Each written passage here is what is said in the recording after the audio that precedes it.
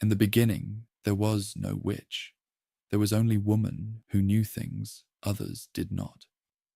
In the fertile crescents of Mesopotamia, where civilization first learned to write its stories upon clay, the Babylonians and Assyrians spoke of those who could bend the invisible forces of the world to their will. These were practitioners of Kashaptu, the sacred art of binding and loosing, of calling upon the spirits that dwelt between earth and heaven. The Code of Hammurabi, carved in stone around 1750 BC, made mention of sorcery but treated it as a fact of life. If a man accused another of sorcery without proof, it was the accuser who faced punishment. The river itself would judge. The accused would be thrown into the sacred waters, and if they survived, their innocence would be clear.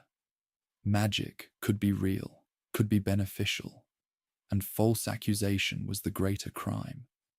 The Egyptians wove magic so deeply into their civilization that it became inseparable from life itself.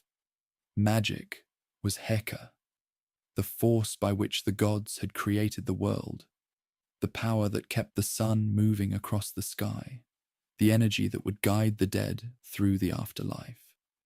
Egyptian wise women and men were revered. They could speak words that would heal a child's fever, knew which amulets would protect travelers, understood the sacred mathematics of herbs and stones. In the great libraries of Alexandria, scrolls upon scrolls recorded their knowledge, formulas for love, for protection, for communication with the divine. When Moses stood before Rameses, demanding freedom for his people, the court magicians were summoned to match wonder with wonder, serpent with serpent. This was natural, a contest between different traditions of divine power. The Greeks began to make distinctions that would echo through the centuries. They spoke of pharmakeia, the art of potions and healing herbs, and of goetia, the summoning of spirits and the dead. But they also honored the Pythia at Delphi, that sacred oracle whose prophetic trances were sought by kings and common folk alike.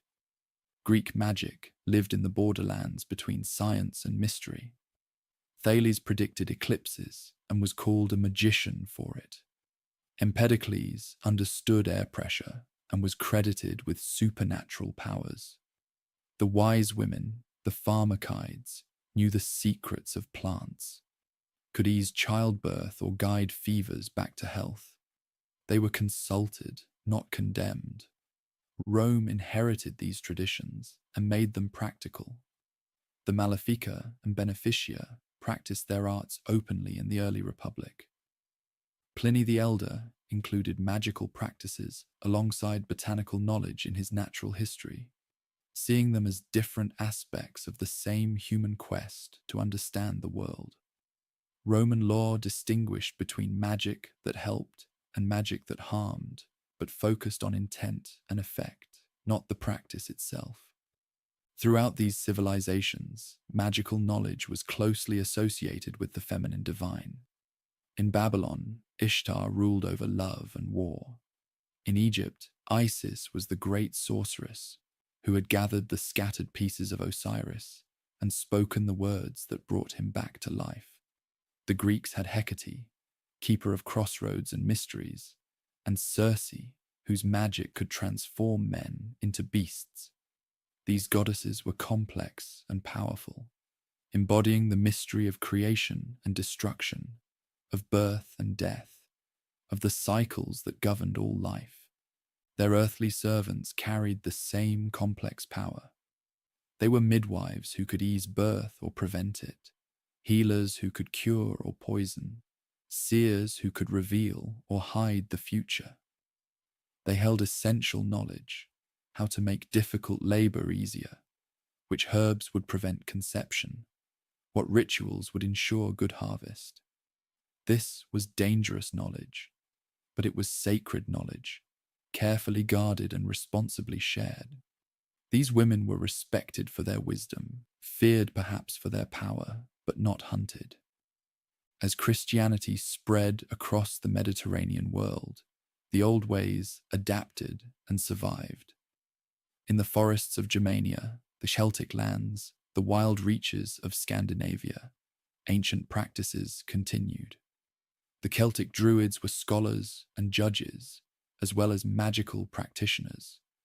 The Germanic vulva were seers whose counsel was sought by warriors and kings. The Slavic wise women knew the secrets of herbs and stones, of birth and death, of the thin places where the spirit world touched the physical realm.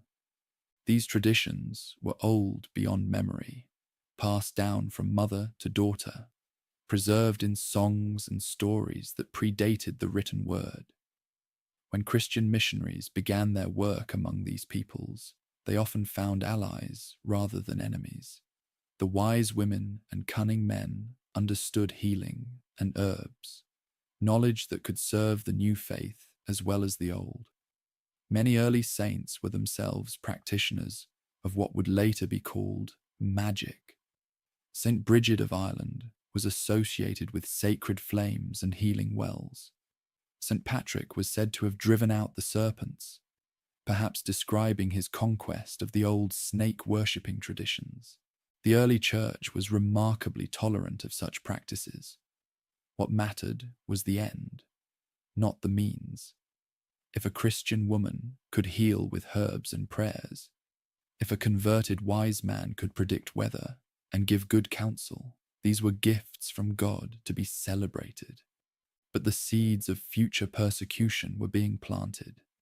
In Scripture, troubling passages appeared. The witch of Endor, who had summoned the spirit of Samuel for King Saul, was presented as a figure of darkness. The injunction, "Thou shalt not suffer a witch to live," stood in the book of Exodus, though its context would be debated for centuries.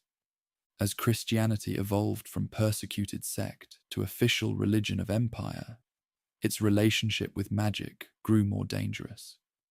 The Church Fathers began developing the theological framework that would eventually criminalize practices that had been part of human culture since its beginning. Augustine wrote extensively about magic in his City of God. He did not deny that magical effects could be real, but argued they came from demons rather than God. This was crucial. Magic was not simply ineffective superstition, it was actively evil, a form of devil worship, whether the practitioner realized it or not. Thomas Aquinas would develop this idea further centuries later. In his Summa Theologica, he created a systematic theology that left little room for beneficial magic.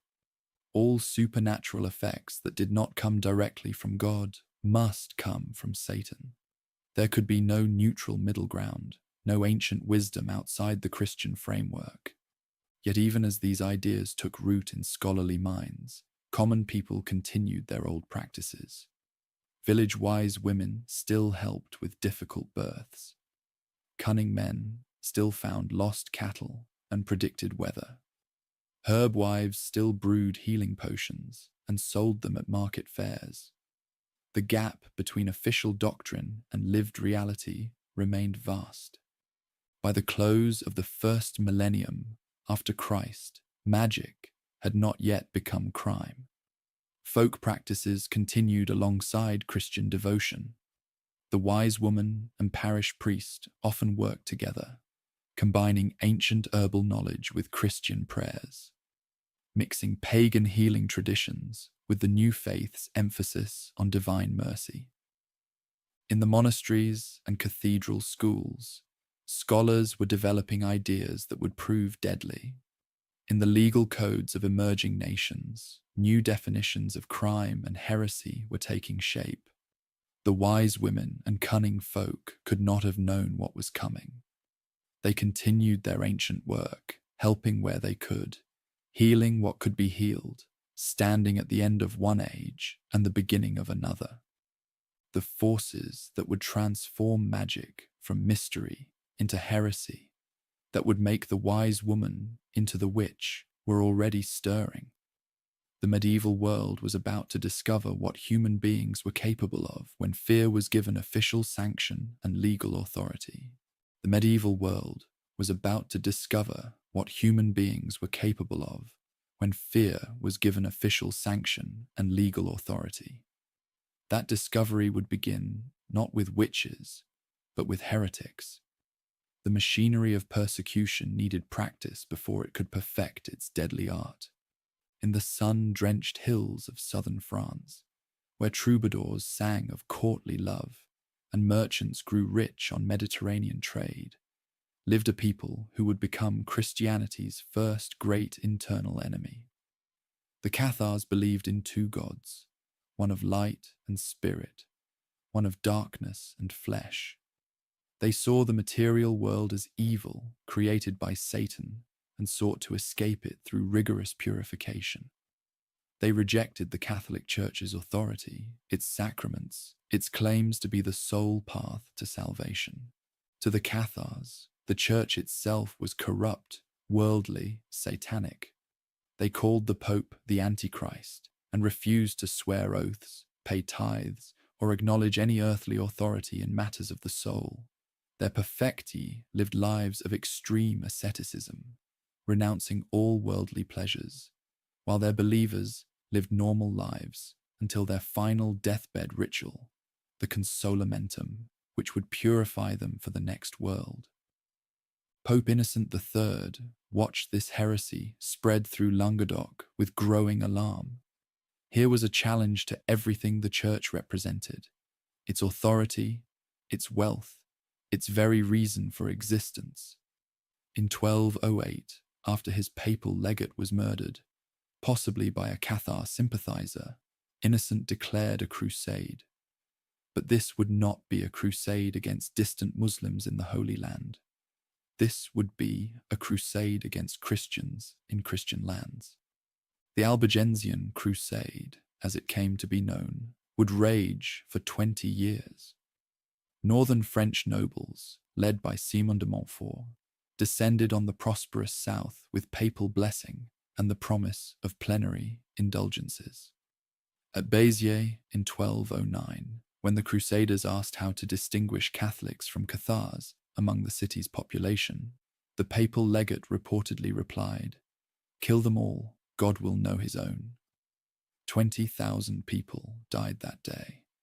The slaughter at Béziers established a pattern that would echo through the centuries. When faced with the difficulty of identifying enemies who looked, spoke, and lived like everyone else, the solution was simple: kill everyone and let God sort them out. Suspicion became sufficient. Accusation became proof.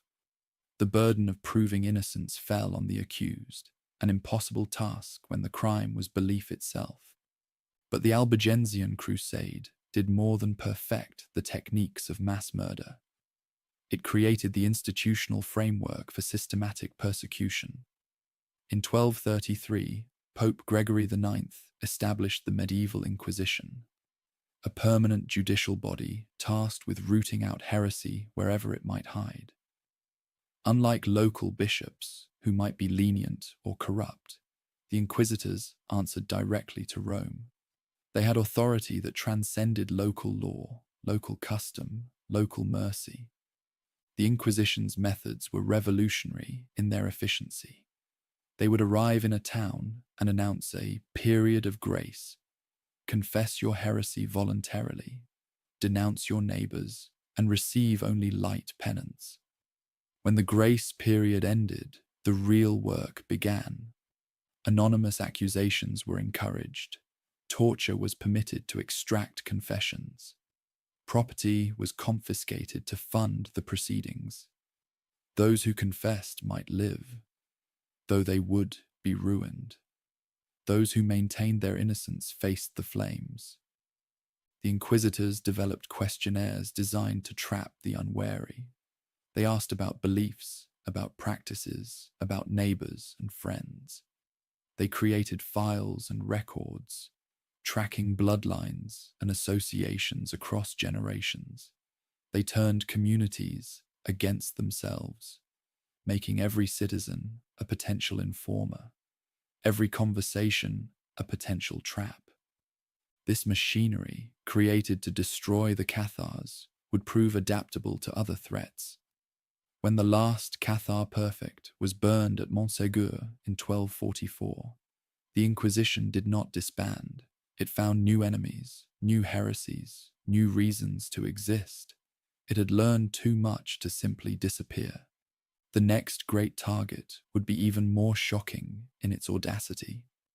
The Knights Templar had been among Christendom's most revered warriors, the holy knights who had fought and died for the faith in the Holy Land. For 2 centuries, they had enjoyed papal protection, royal favour, and the donations of the faithful. They had become rich, powerful, and perhaps too independent for their own good. Philip IV of France, known as Philip the Fair, faced financial crisis. His wars with England had drained the royal treasury, and the Templars' wealth was tempting beyond endurance. But how to seize it without appearing to rob the Church's own warriors? The solution was elegant in its cynicism: accuse them of the very heresies the Inquisition had been created to combat. On Friday, October the 13th, 1307, every Templar in France was simultaneously arrested on charges that would have seemed incredible just a generation earlier. They were accused of denying Christ, spitting on the crucifix, worshipping a demonic head called Baphomet, engaging in homosexual acts, and practicing magic. The accusations were specific, detailed, and almost certainly fabricated. But the Inquisition's methods had been perfected over decades of practice. Under torture, many Templars confessed to whatever their interrogators demanded. Jacques de Molay, the Grand Master himself, confessed under torture, recanted when the torture stopped, then confessed again when it resumed. The pattern repeated across Europe as other rulers, seeing an opportunity, followed Philip's lead. The Templar trials established crucial precedents for what would come. They showed that no one was too powerful, too holy, or too respected to escape accusation. They demonstrated that even the most outlandish charges could be made to stick if backed by sufficient authority. They proved that torture could extract any confession, create any narrative, justify any outcome. Most importantly, the Templar trials introduced specific elements that would later become central to witch persecution: the worship of demons, the rejection of Christ, the practice of perverted rituals, the corruption of others through seduction or force. All these themes appeared in the Templar accusations. The Inquisitors were learning the vocabulary of supernatural crime. When the last Grand Master burned in Paris in 1314, the Inquisition had gained invaluable experience in destroying organized groups accused of secret, heretical practices. The techniques developed against Cathars and refined against Templars would need only minor modification to be turned against an even more vulnerable target: the wise women and cunning folk, whose ancient knowledge was becoming increasingly suspicious to Christian authorities. The transformation was already underway in the minds of theologians. Augustine's old arguments about demonic magic were being refined and systematized. The great scholastic philosophers were constructing elaborate theories about how Satan worked in the world, how demons could influence human affairs, how evil could masquerade as good. In 1398, the theological faculty of the University of Paris condemned 28 articles related to magic and superstition. They declared that all magical effects not performed through divine power must necessarily come from demons. They denied that there could be any neutral magic, any beneficial sorcery, any healing that did not depend entirely on God's grace. This was the crucial shift that the ancient world had never made. For the Greeks and Romans, for the Egyptians and Babylonians, magic had been a natural force that could be used for good or ill, like fire or water. But Christian theology was constructing a universe with no middle ground. Everything supernatural was either divine or diabolic. There could be no ancient wisdom, no folk knowledge, no women's mysteries that stood outside this stark dichotomy. The persecution of Joan of Arc in 1431 would show how these new ideas could be weaponized against individuals. Joan was not a Cathar or a Templar. She was a peasant girl who claimed to hear voices from heaven, who had convinced the French court that God wanted her to drive the English from France. Her military successes had made her famous. Her capture by English allies had made her vulnerable, and her claims of divine inspiration had made her dangerous. The English could not simply execute a prisoner of war who had become a symbol of French resistance, but they could try her for heresy, for witchcraft, for the crime of claiming direct communication with God without church mediation. Her judges were learned men, bishops, and doctors of theology, who understood that Joan's greatest crime was not military, but spiritual. She claimed an authority that bypassed their own. The charges against Joan were carefully crafted to destroy not just her body, but her reputation. She was accused of consorting with demons, of practicing witchcraft, of wearing men's clothing in defiance of divine law. Her voices, which she claimed came from Saints Michael, Margaret, and Catherine, were declared to be demonic deceptions. Her military successes were attributed not to divine favor, but to satanic assistance. Joan's trial revealed how the Inquisition's methods could be adapted to destroy anyone who threatened established authority. Her judges used leading questions designed to trap her in contradictions. They twisted her words, challenged her faith, demanded that she submit absolutely to church authority, while simultaneously accusing her of heresy for doing precisely what the church itself claimed to do: receive divine revelation. When Joan finally broke under pressure and signed a confession, her judges commuted her death sentence to life imprisonment. But when she recanted her confession and resumed wearing men's clothing, perhaps the only clothes available in her cell, she was declared a relapsed heretic and burned at the stake. Her death established that even recantation could not guarantee safety. The machinery of persecution had become too hungry, too profitable, too useful to those in power to be easily satisfied. The pattern was now complete. The Cathars had provided the motivation, the need to destroy organized heresy. The Templars had provided the methods, how to bring down the powerful through accusations of secret, diabolic practices. Joan of Arc had provided the model, how to destroy individuals whose only crime was claiming authority that threatened the established order. All that remained was to find a target numerous enough to keep the machinery busy, vulnerable enough to offer little resistance, and profitable enough to justify the expense. The wise women and cunning folk of Europe, with their ancient knowledge and their lack of institutional protection, would prove perfect for the role. The machinery of persecution was ready. The theological justification was complete. The legal precedents were established. The church had learned to weaponize fear, and the state had learned to profit from persecution. The only question remaining was when the hunt would begin in earnest. The answer would come in the late 15th century, when all these elements would finally converge in a document that would make sorcery not just a transgression, but an obsession. The hammer was about to fall, and it would be wielded by two Dominican inquisitors who believed they had discovered the greatest threat Christianity had ever faced. Heinrich Kramer and Jacob Sprenger had spent years investigating reports of diabolic arts in the German territories. What they found, or claimed to find, horrified them. Female suspects were making pacts with the devil, they reported.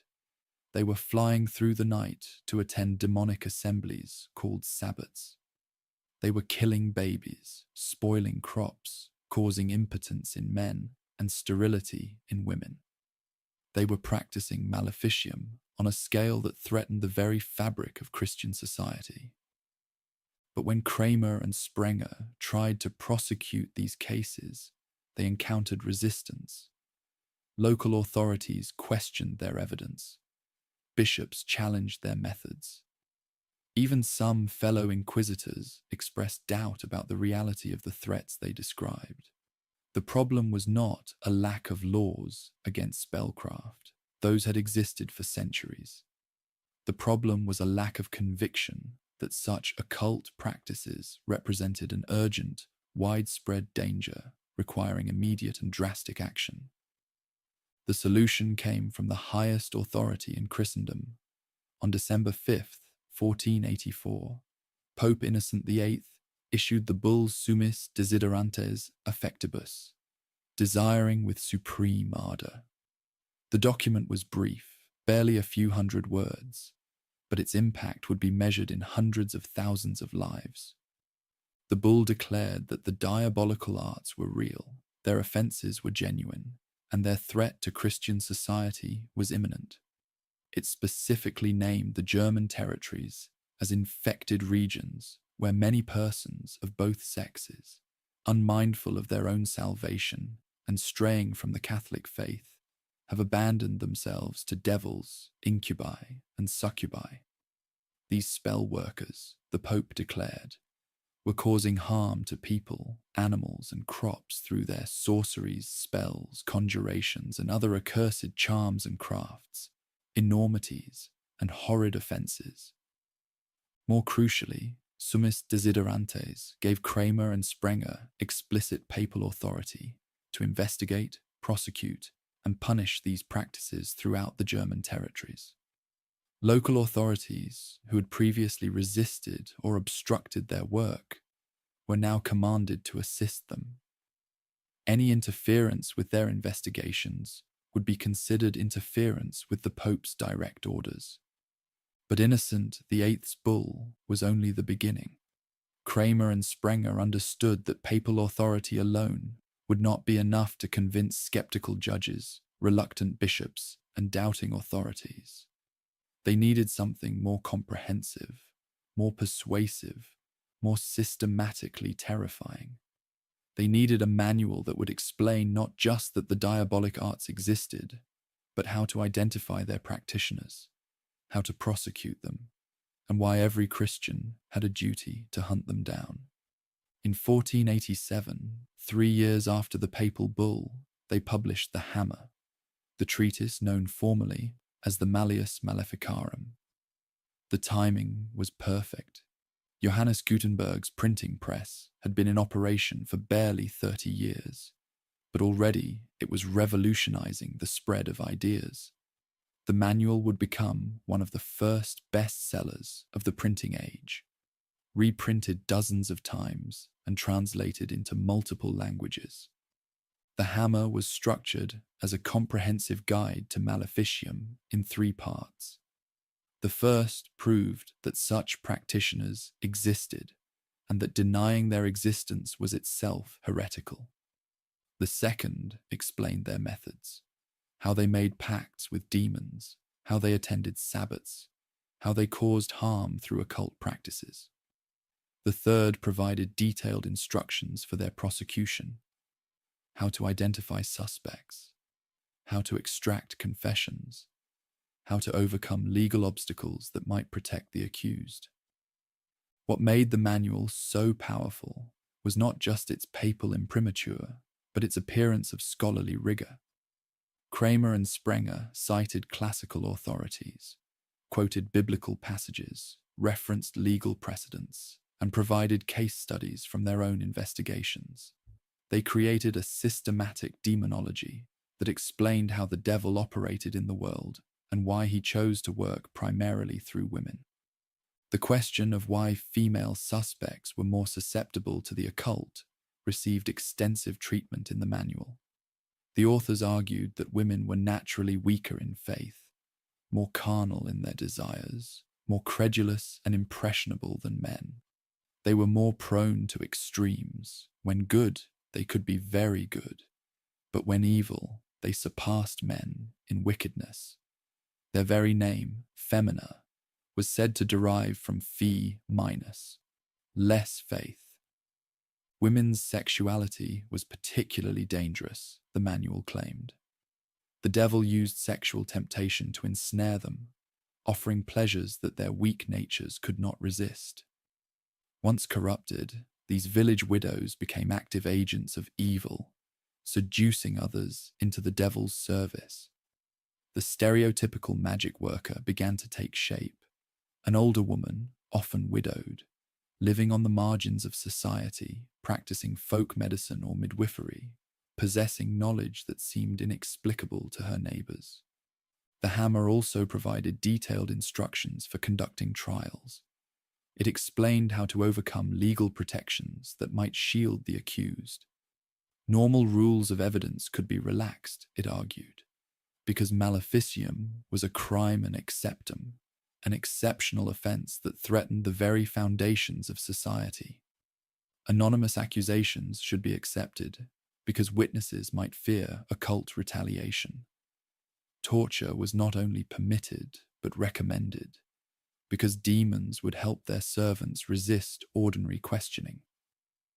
The manual even addressed practical concerns that might arise during investigations. How should judges protect themselves from otherworldly attack? What prayers and rituals would shield them from demonic influence? How could they distinguish between genuine, preternatural phenomena and clever trickery? The hammer anticipated every possible objection and provided authoritative answers. But perhaps the most insidious aspect of the treatise was how it turned normal human experiences into evidence of spellcraft. Did crops fail? A midwife had cursed them. Did animals sicken? A village healer had cast spells. Did babies die in infancy? A wise woman had sacrificed them to demons. Did men experience impotence? A suspect had stolen their virility.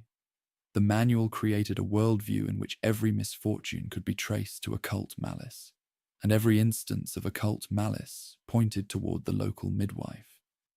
The printing press ensured that these ideas spread far beyond the German territories, where Kramer and Sprenger had first encountered them.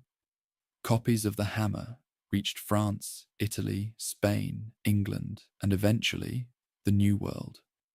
With each reprinting, the manual's authority grew. Local judges who might have dismissed accusations as superstition found themselves confronted with papal bulls and scholarly treatises that insisted such transgressions were real and required immediate action. The transformation was remarkable in its speed and scope. In 1400, most European authorities treated accusations of diabolic arts with skepticism. Local wise women and cunning folk practiced their trades with little interference beyond occasional warnings from parish priests. Folk magic and Christian devotion coexisted much as they had for centuries. By 1500, everything had changed. Spellcraft had become not just a forbidden act, but an obsession. Entire regions lived in fear of uncanny attack. Communities turned against their own members, searching for hidden enemies who might be responsible for any misfortune. The midwives who had once been consulted in times of need became the first suspects when needs went unmet. The case of Gilles de Rais, tried and executed in 1440, had provided an early template for linking occult offences to horrific violence. Rais, a nobleman and former companion of Joan of Arc, was accused of murdering hundreds of children in satanic rituals. Whether the charges were true or false, historians still debate the question. His trial established the association between sorcery and the most heinous transgressions imaginable. The hammer would build on this foundation, arguing that all magic workers were potential child killers, that their seemingly innocent healing practices were covers for murder and cannibalism. The printing press did more than spread the treatise itself.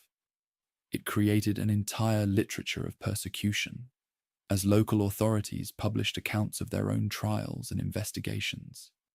These pamphlets, broadsides, and books served multiple purposes. They educated other judges about proper procedures. They entertained readers with lurid details of uncanny offences. Most importantly, they created a feedback loop of validation. Each published account seemed to confirm the reality of the threat described in others. The confession of one accused healer, extracted under torture in Germany, might be cited as evidence in a trial in France. The testimony of witnesses in England might influence proceedings in Scotland. The hammer had created not just a manual for persecution, but a shared vocabulary of arcane wrongdoing that transcended local boundaries and legal traditions. Wise women became the primary targets of this new machinery, not by accident, but by design. The village healers and midwives who had served their communities for generations possessed exactly the kind of knowledge that the hammer declared most dangerous. They understood herbs and potions. They dealt with birth and death. They practiced rituals and spoke words that seemed to influence events in mysterious ways. Under the new paradigm, these were not skills, but crimes, not wisdom, but maleficium. The midwife who helped a woman through difficult labor could be accused of causing the difficulties in the first place.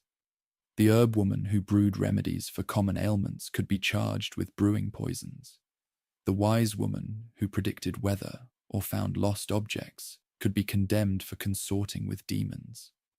The very knowledge that had once made them valuable to their communities now made them vulnerable to destruction.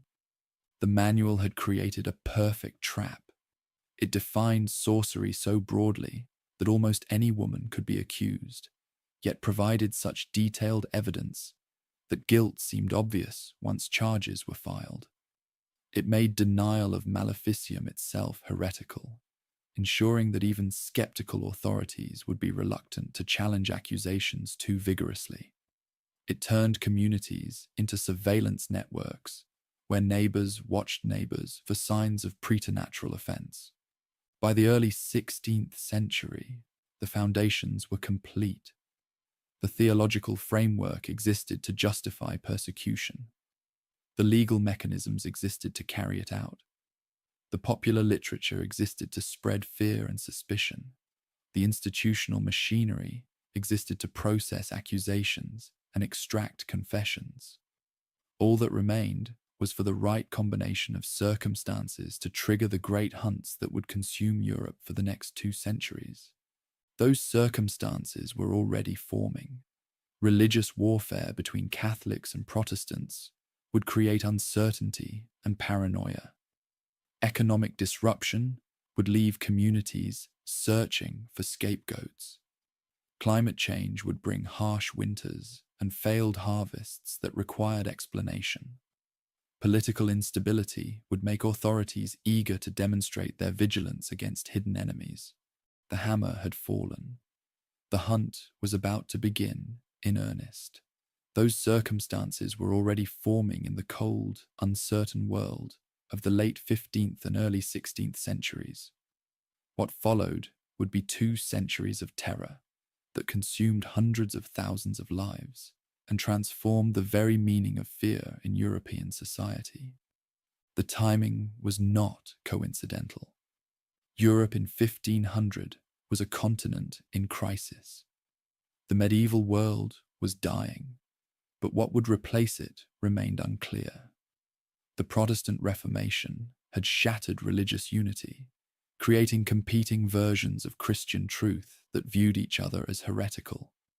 The Little Ice Age had begun, bringing harsh winters, failed harvests, and desperate populations searching for someone to blame. Political authority was fragmenting as old feudal structures gave way to emerging nation-states that needed to prove their power. Into this chaos came the witch hunters, offering simple explanations for complex problems.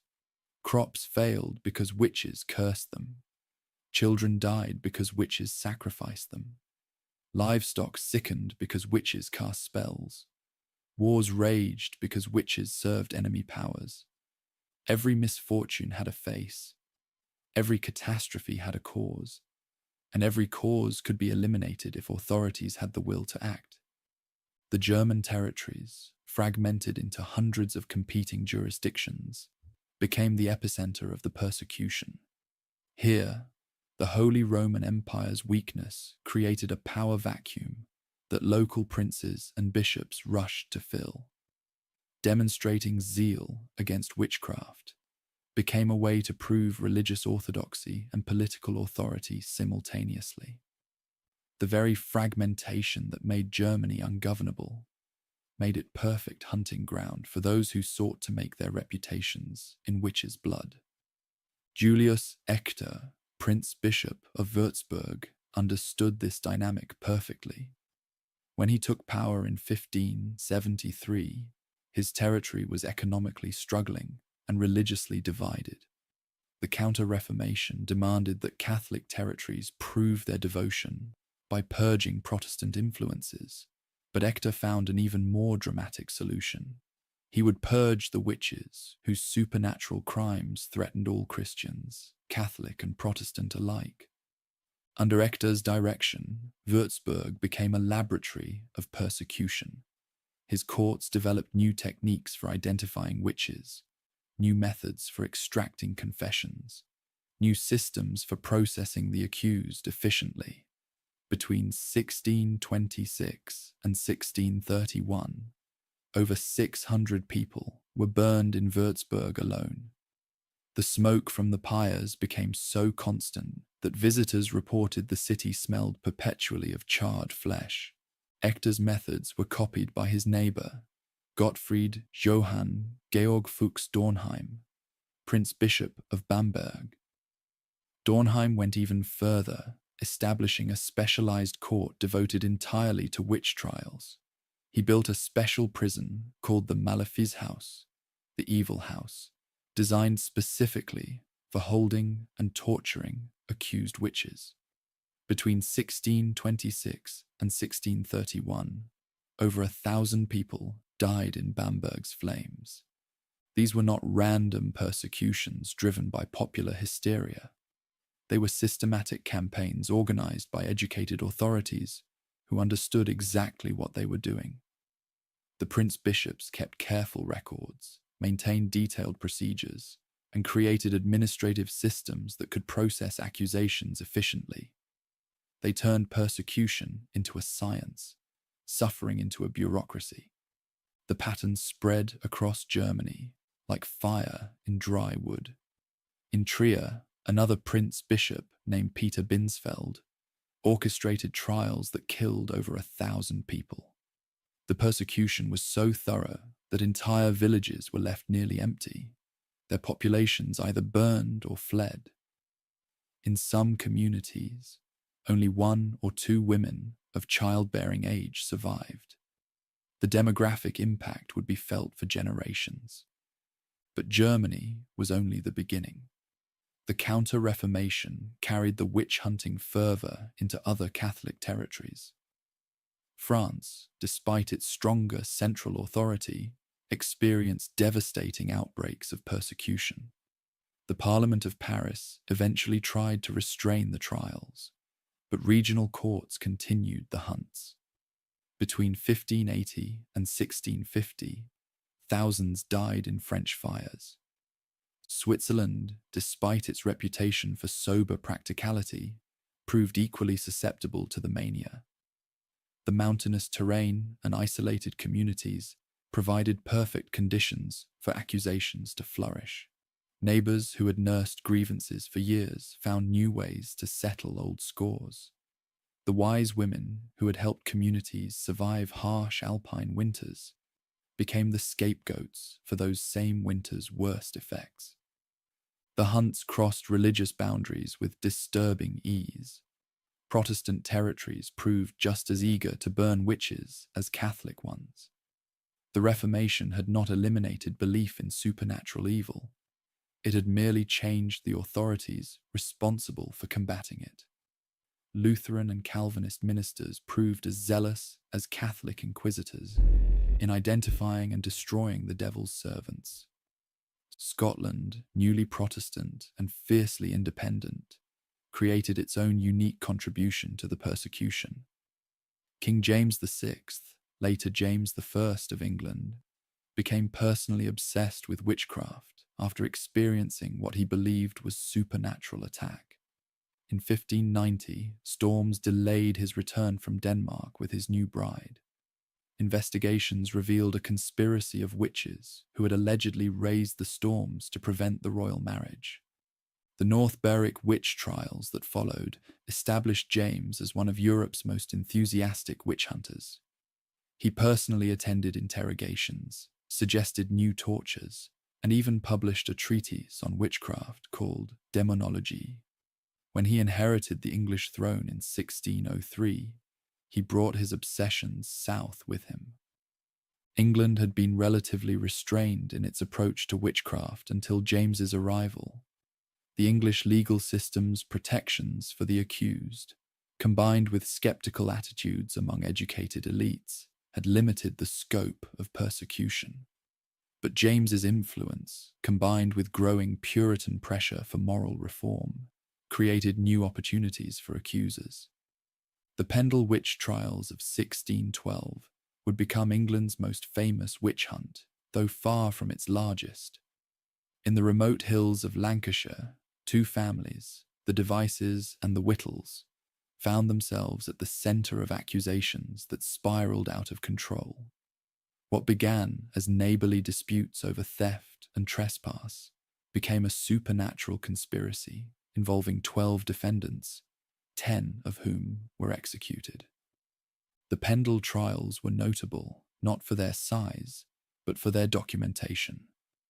The investigating magistrate, Roger Nowell, kept detailed records that survived to provide historians with an unusually complete picture of how witch accusations developed. The documents reveal the personal animosities, economic pressures, and family conflicts that lay beneath the supernatural charges. They also reveal how the new legal procedures favoured accusers over the accused. Spectral evidence, testimony about what witnesses claimed to see in dreams or visions, was accepted as proof of supernatural crime. Children's testimony was given equal weight with adults. Leading questions guided witnesses toward the answers prosecutors wanted. The accused found themselves defending not just against specific charges, but against the entire weight of popular belief in witchcraft's reality. Meanwhile, in Scandinavia, the witch hunts took on characteristics shaped by the region's unique culture and geography. Norway and Sweden, with their long traditions of folk magic and shamanic practices, provided rich hunting grounds for authorities seeking evidence of supernatural crime. The vulva and wise women who had served these communities for centuries found their ancient knowledge redefined as diabolic conspiracy. The Finnmark witch trials in northern Norway became particularly notorious for their targeting of the indigenous Sami population. The Sami's traditional spiritual practices, including drumming, trance states, and communication with spirits, were easily reinterpreted as witchcraft by Christian authorities. Between 1600 and 1695, over 90 Sami were executed for witchcraft, a devastating blow to a small population. Denmark developed its own distinctive contribution to witch-hunting literature, with the publication of detailed trial records and confessions. These documents, translated and circulated throughout Europe, provided other prosecutors with templates for their own investigations.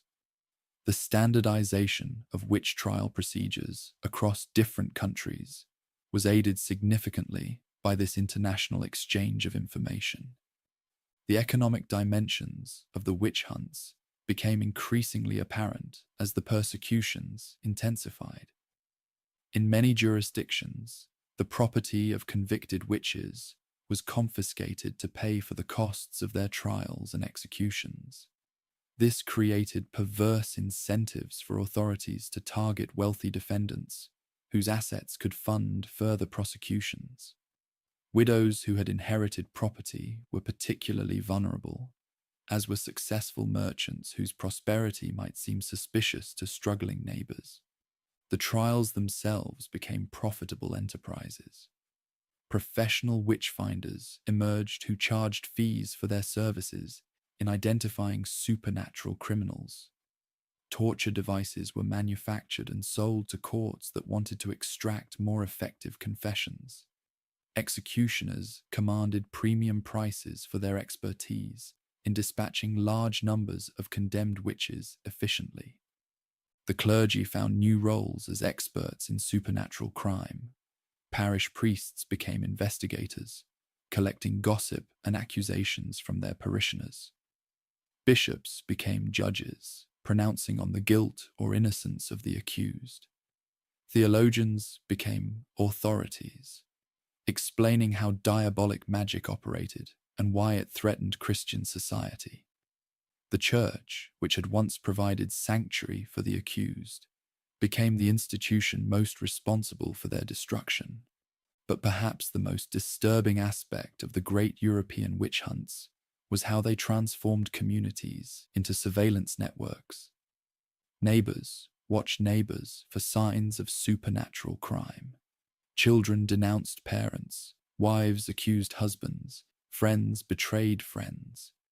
The social bonds that held communities together were systematically destroyed by suspicion and fear.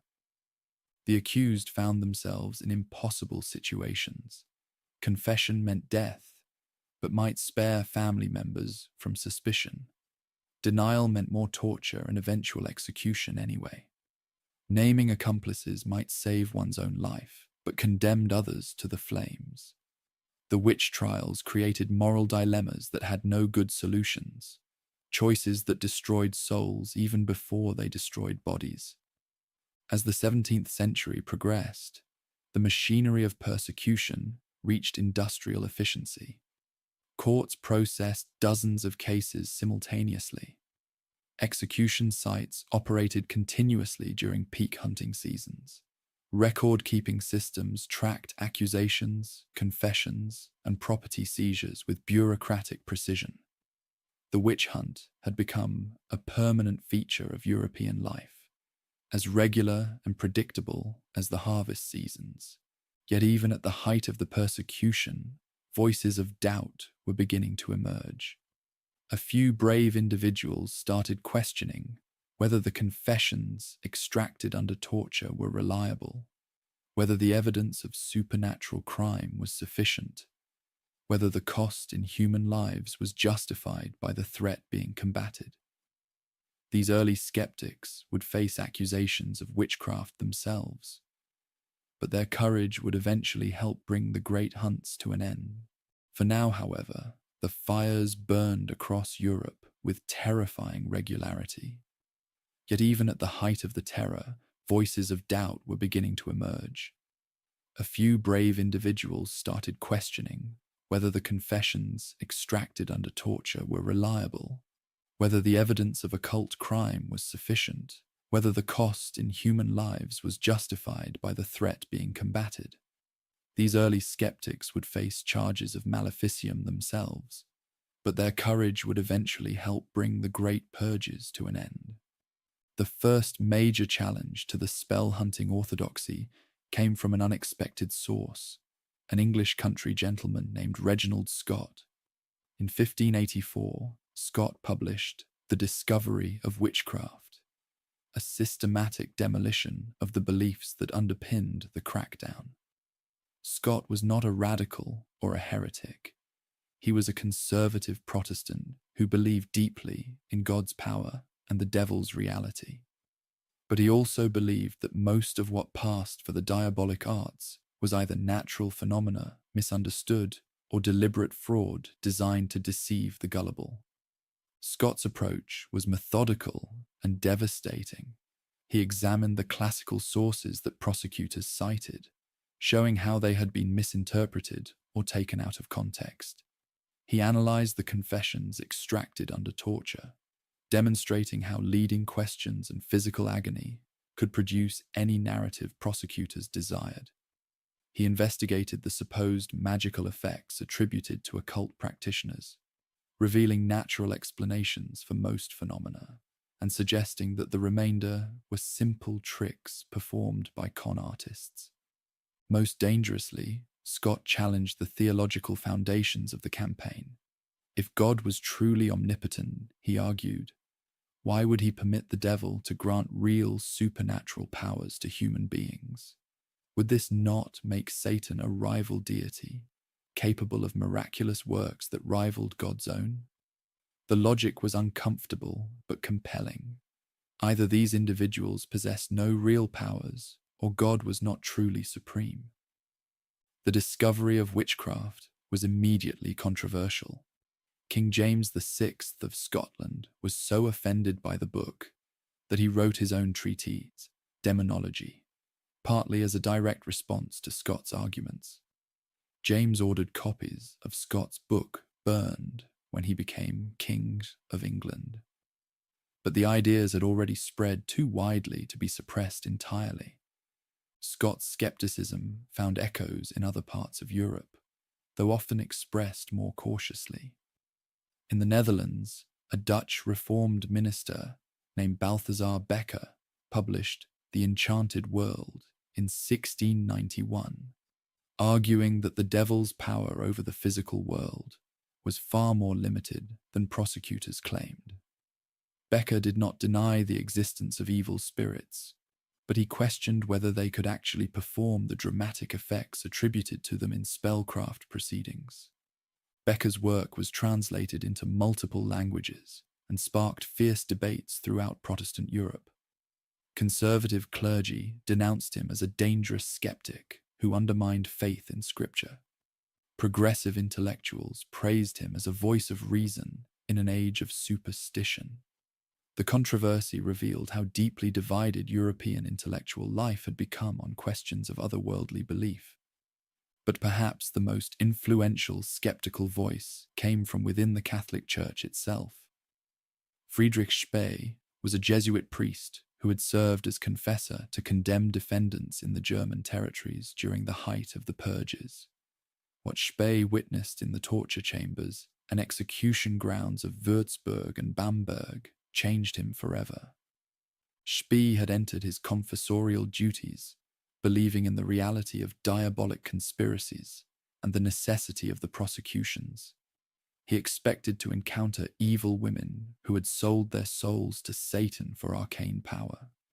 Instead, he found terrified innocents whose only crime was falling under suspicion in communities consumed by fear and hatred. Spee watched as torture was used not to extract truth, but to create it. He saw how inquisitors shaped confessions through leading questions and selective recording. He observed how the threat of further torture could make anyone admit to anything. Most disturbing of all, he witnessed how the process corrupted everyone involved, not just the accused, but the judges, the torturers, the witnesses, and even the clergy who blessed the proceedings. In 1631, Spee published Cautio Criminalis, a warning about criminal trials, anonymously for fear of retaliation. The book was a devastating indictment of prosecution procedures, written by someone who had observed them from the inside. Spee argued that the legal safeguards designed to protect the innocent had been systematically dismantled in these cases, creating a judicial process that could condemn anyone unfortunate enough to be charged. Spee's most powerful argument was practical rather than theological. If prosecution procedures were reliable, he asked, why did they consistently produce confessions from the innocent as well as the guilty? If torture revealed truth, why did the tortured confess to obvious impossibilities? If the devil's mark could be reliably identified, why did different experts disagree about what constituted such evidence? The Jesuits' questions cut to the heart of the crackdown. Spee suggested that the very procedures designed to combat arcane evil had become evil themselves, destroying innocent lives in pursuit of imaginary transgressions. He called for fundamental reforms in legal procedure and a return to traditional standards of evidence that required proof beyond mere allegation and confession. Spee's work was particularly influential because of his unimpeachable credentials as a Catholic priest and his direct experience with the inquests. He could not be dismissed as a Protestant heretic or an ignorant outsider. His arguments forced even committed spell hunters to confront uncomfortable questions about their methods and their results. The emergence of systematic skepticism coincided with a bizarre case that would become one of the most famous examples of mass hysteria in European history. In 1634, the French town of Loudun was convulsed by claims that an entire convent of Ursuline nuns had been possessed by demons sent by a local priest named Urbain Grandier. The Loudun possessions had all the elements of classic occult prosecution: preternatural phenomena, sexual allegations, political intrigue, and religious controversy. The nuns writhed in apparent agony, spoke in tongues, demonstrated uncanny knowledge, and charged Grandier with bewitching them through diabolic magic. Medical experts were divided about whether the symptoms were genuine or feigned. Church authorities were uncertain whether they were witnessing divine trial or demonic deception. The case became a sensation throughout Europe as detailed accounts circulated in pamphlets and books. Skeptics pointed to the obvious political motivations behind the allegations. Grandier had made powerful enemies through his opposition to Cardinal Richelieu's policies. Believers saw confirmation of their worst fears about the spread of occult practice into the very heart of religious institutions. Grandier was eventually executed, but the possessions continued, suggesting that eliminating the supposed malefactor had not solved the underlying problem. The case became a powerful argument for skeptical voices who questioned whether otherworldly explanations were necessary for phenomena that might have psychological or political causes. The Loudun affair also revealed how arcane charges could be manufactured for purely secular purposes. Grandier's real offense was political opposition, not sorcery. The possession symptoms provided a convenient pretext for eliminating an inconvenient enemy while avoiding accusations of political persecution. The case showed how these prosecutions could serve as weapons in conflicts that had nothing to do with religion or magic. Meanwhile, in Italy, a very different pattern was emerging. The Papal Inquisition, perhaps surprisingly, proved more restrained in its approach to arcane matters than many secular courts. Italian inquisitors were generally better educated, more procedurally careful, and more skeptical of allegations than their northern European counterparts. Italy, the heartland of Catholic Christianity, experienced far fewer executions than Protestant England or Germany. This paradox puzzled contemporary observers and continues to intrigue historians. Several factors may explain Italy's restraint. The Mediterranean tradition of folk magic was so deeply embedded in popular culture that it could not be easily eliminated without destroying entire communities. The Roman legal tradition emphasized careful procedure and strong evidence. The presence of the papal court created pressure for theological sophistication that discouraged crude crackdowns. Most importantly, Italian authorities seemed to understand instinctively what Northern Europeans learned only through bitter experience: that prosecutions could easily spiral out of control, destroying social order rather than preserving it.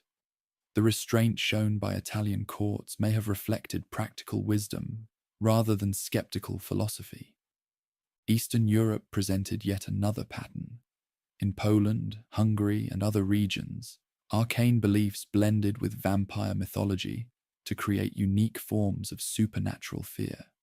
But even here, the great spellcraft purges of Western Europe found only limited echo.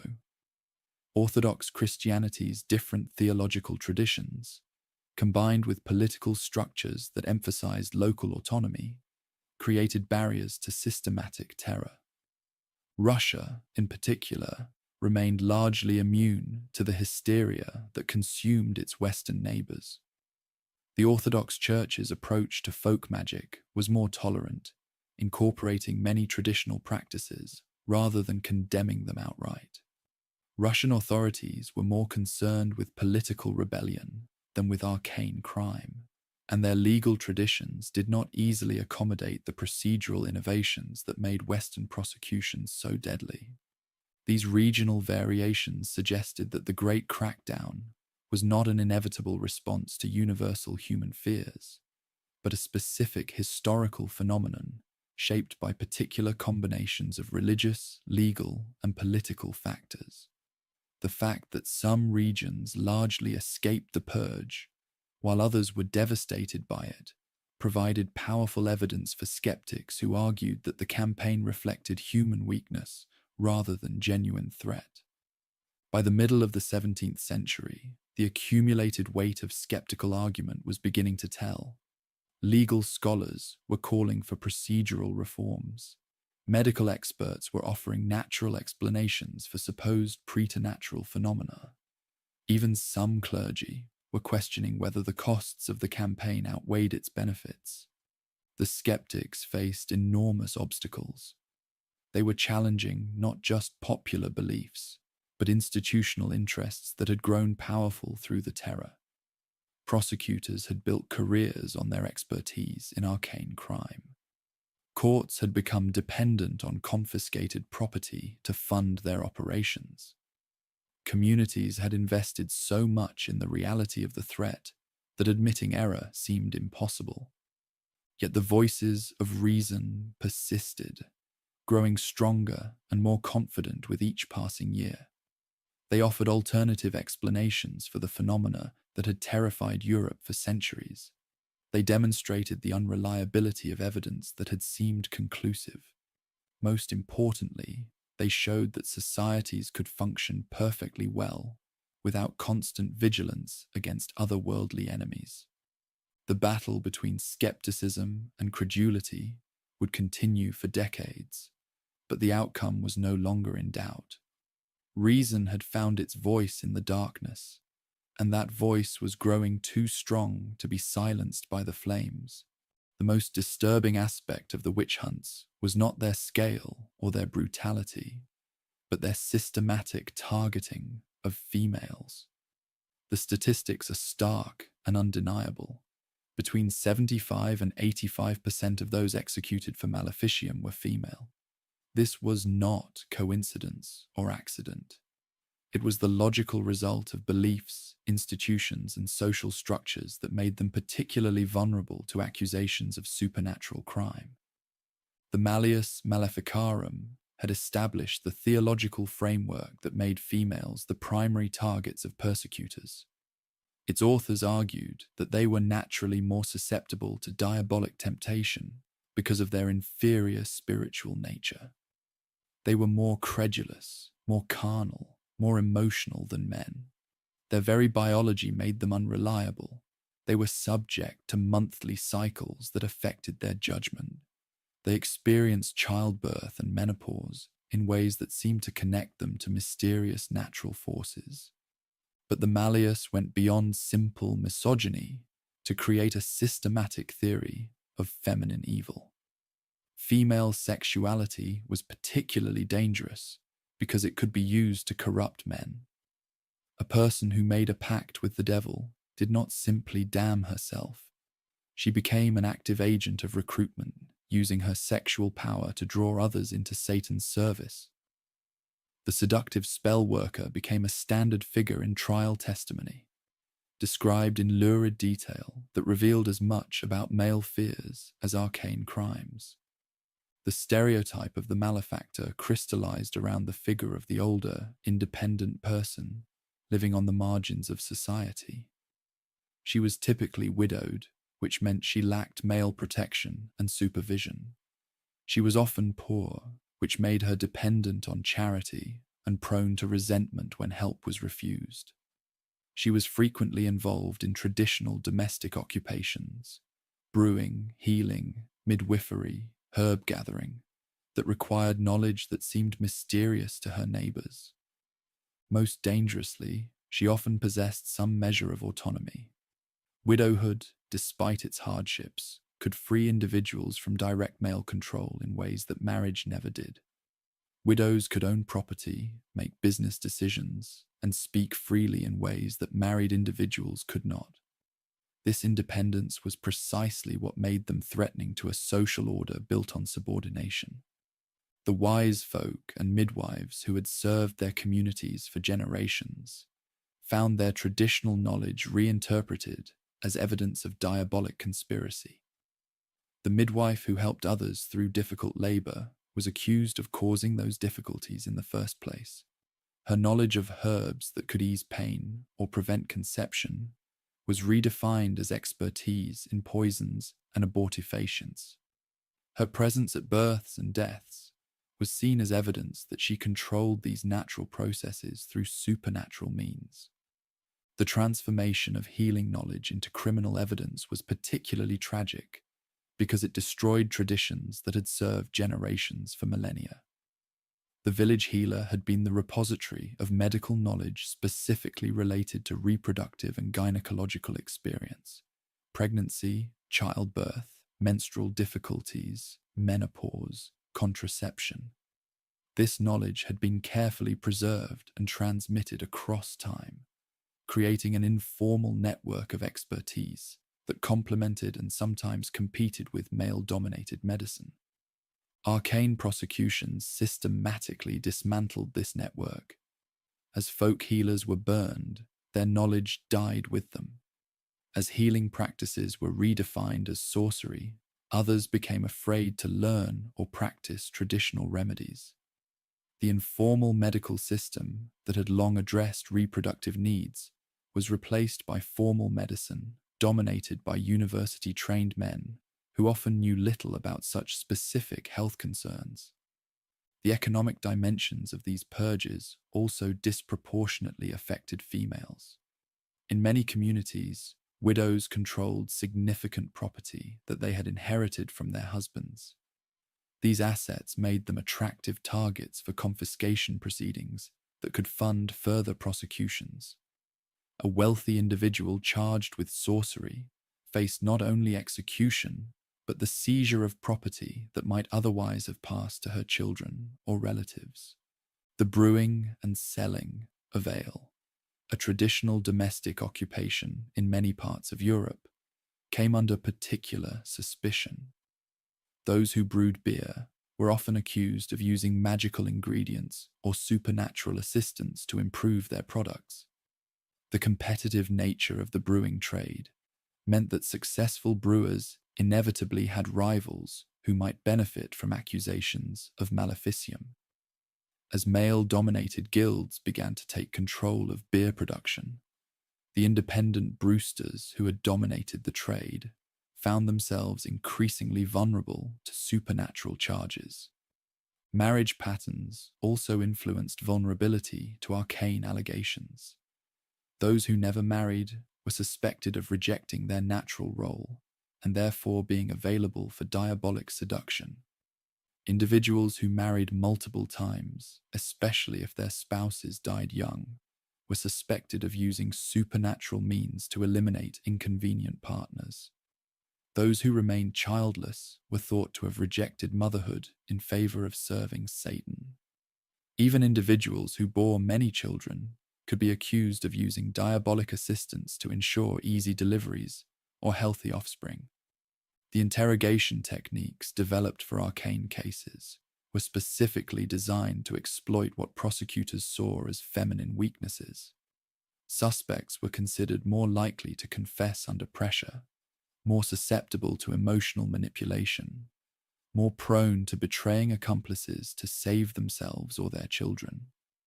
The use of torture was often calibrated differently for female defendants, with prosecutors believing that a lower tolerance for pain would make them confess more quickly.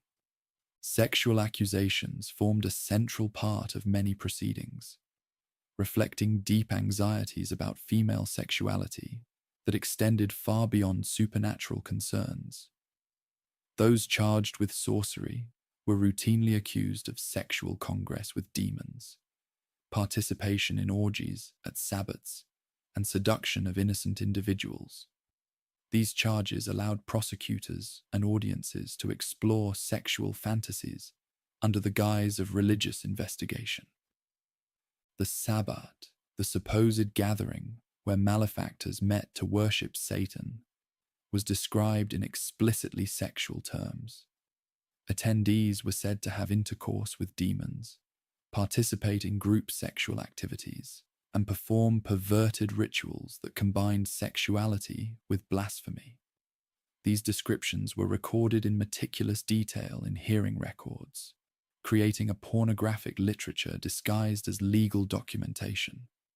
The obsession with female sexuality in these hearings revealed the extent to which autonomy was seen as inherently dangerous. A person who controlled her own sexual activity was someone who might use that sexuality for diabolic purposes. The ideal Christian subject was chaste, obedient, and under male supervision. The sorceress represented everything that ideal was not: sexually active, independent, and allied with powers that challenged male authority. Children's testimony played a crucial role in many prosecutions, and this testimony often targeted caregivers, nurses, teachers, midwives, and neighborhood supporters. Children were considered particularly reliable witnesses because their innocence supposedly made them immune to supernatural deception. In practice, children's testimony was often shaped by adult questioners who led them toward the allegations prosecutors wanted to hear. The use of children as witnesses created a particularly cruel dynamic in which individuals who had devoted their lives to caring for the young found themselves condemned by those they had helped. Midwives who had delivered children were accused by those same children, now grown, of attempting to kill them at birth. Nurses who had cared for sick children were charged with causing their illnesses through supernatural means. The economic motivations behind arcane persecution were often disguised as moral or religious concerns, but the pattern of charges revealed their true nature. Communities under economic stress were more likely to experience purges. Individuals who profited from the campaign through confiscated property, professional fees, or enhanced authority were more likely to support continued prosecutions. The costs of the hearings were borne by the communities that hosted them, but the benefits often flowed to external authorities or local elites.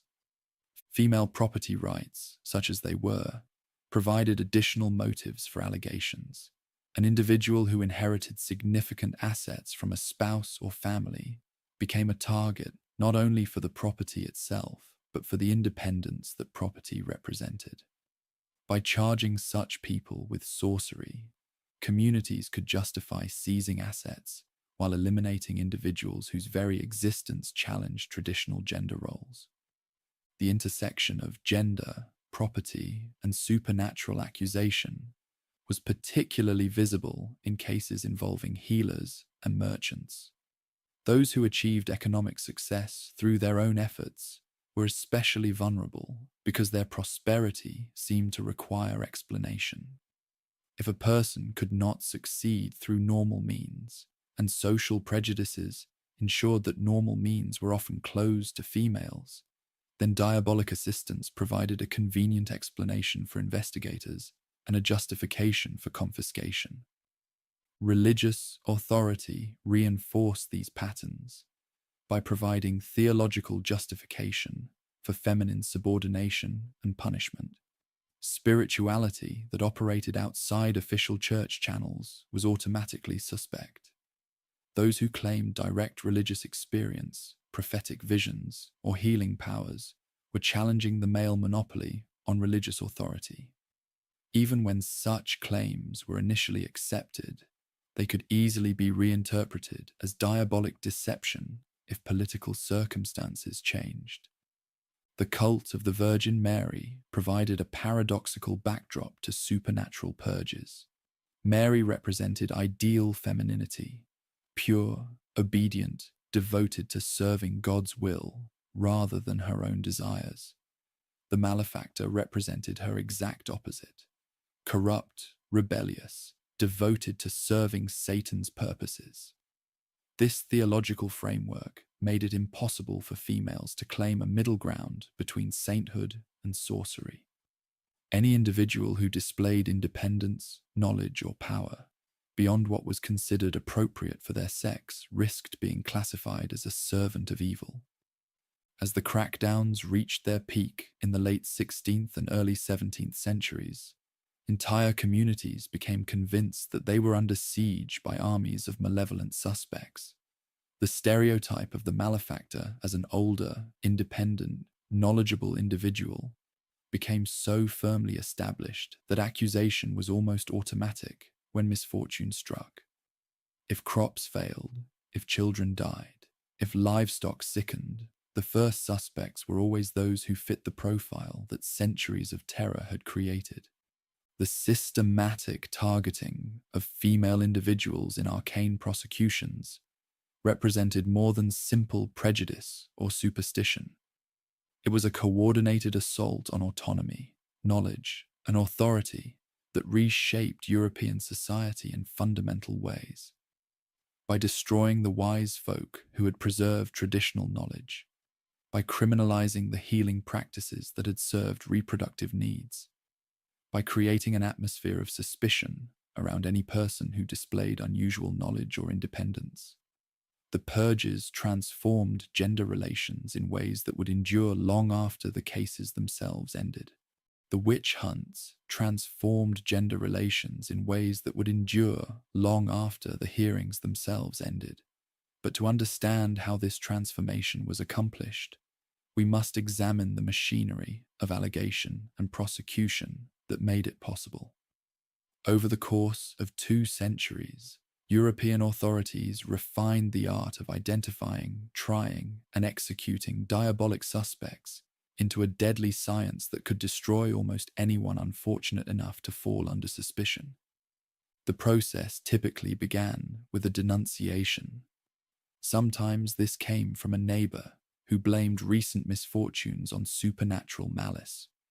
Sometimes it emerged from the confession of someone already under interrogation, forced to name accomplices to ease their own suffering. Sometimes it arose from the testimony of children who were considered particularly reliable witnesses because their innocence supposedly protected them from demonic deception. Once a charge was made, the machinery of investigation swung into action with terrifying efficiency. Local authorities would examine the suspect's reputation, looking for signs of antisocial behavior that supposedly characterized spell workers. Had she quarreled with neighbors? Had she shown unusual anger when refused charity? Had misfortunes befallen those who crossed her? The normal conflicts and resentments of village life were transformed into indications of arcane malice. The physical examination of the defendant became a crucial part of the inquiry. Authorities searched for the devil's mark, any unusual spot, mole, or blemish that might indicate where Satan had touched his servant to seal their pact. What constituted such a mark was deliberately vague, ensuring that almost any physical characteristic could be interpreted as a sign of guilt.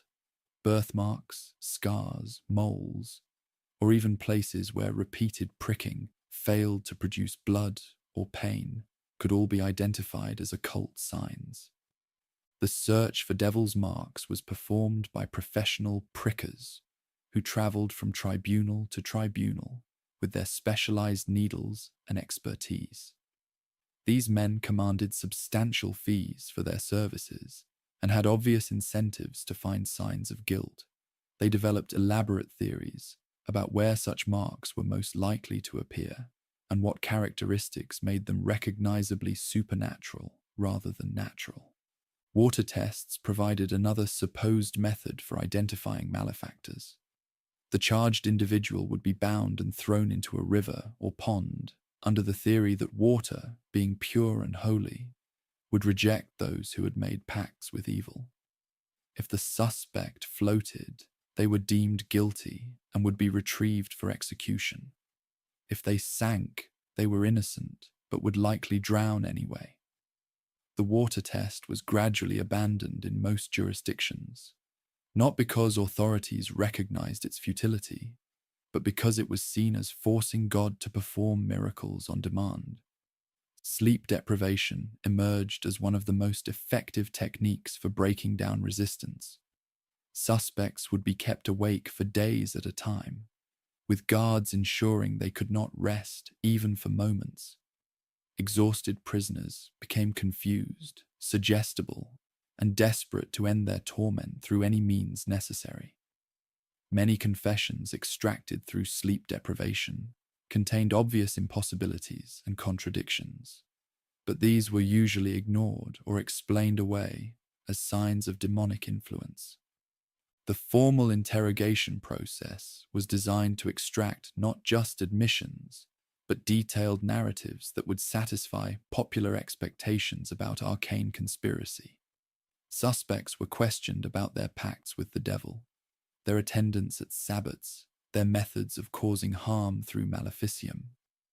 Leading questions guided them toward the specific details that prosecutors wanted to hear, creating remarkably consistent accounts across different regions and time periods.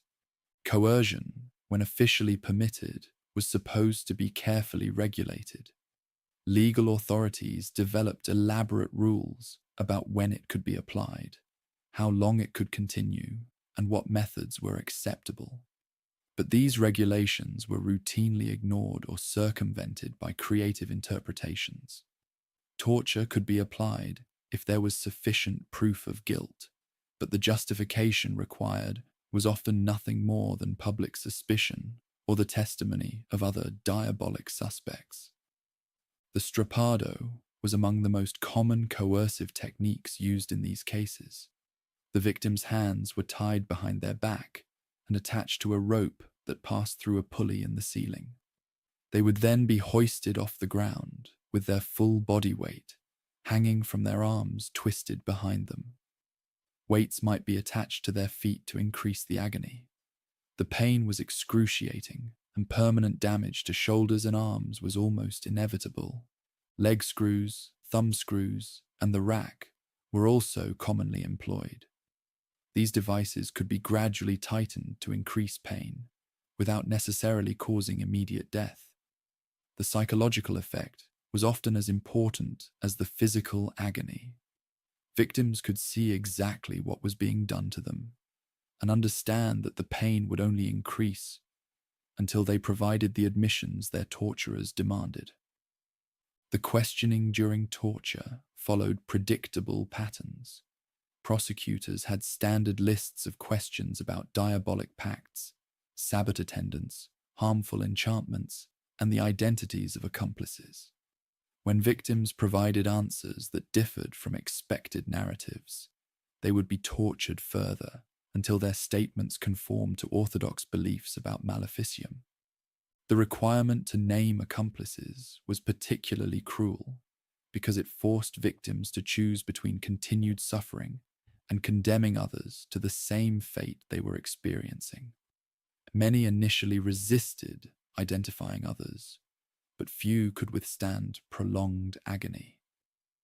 The admissions thus extracted created expanding circles of allegation that could consume entire communities if authorities chose to pursue every lead. Spectral testimony presented special challenges for tribunals trying to maintain some semblance of legal procedure. This was evidence about what witnesses claimed to see in dreams, visions, or supernatural encounters. The accused supposedly appeared to them in spirit form to cause harm or demand their allegiance to Satan. Since only the witness could see these spectral appearances, there was no way to verify or contradict such claims, making it extremely difficult for the accused to defend themselves. The acceptance of spectral claims varied by jurisdiction and time period. Some tribunals embraced it enthusiastically as proof of occult crime. Others rejected it as inherently unreliable, since demons might impersonate innocent people to cause false charges. The debate over spectral accounts became one of the key factors in the eventual decline of these hearings, as legal authorities became increasingly uncomfortable with material that could not be independently verified. Children's statements were given extraordinary weight in maleficium cases, despite legal traditions that typically viewed young witnesses with suspicion. The supposed innocence of children was thought to protect them from demonic deception, making their accounts of supernatural events particularly reliable. In practice, children's statements were often coached by adults who provided them with detailed narratives about sorcery and encouraged them to identify community members as enemies of the faith.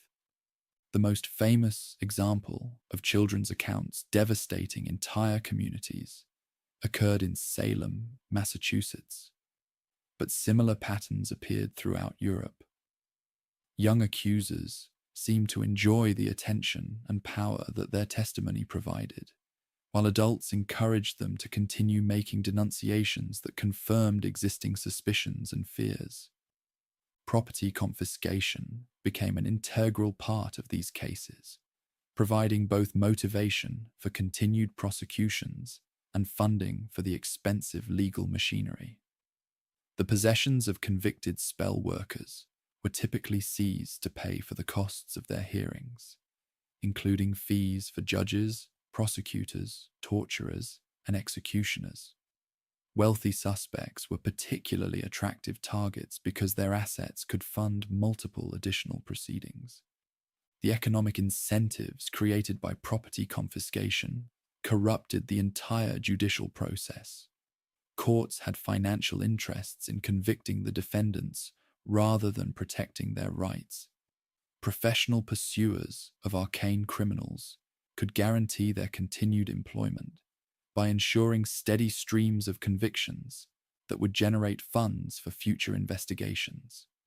Local authorities could use these prosecutions to eliminate inconvenient individuals while enriching themselves through seized assets.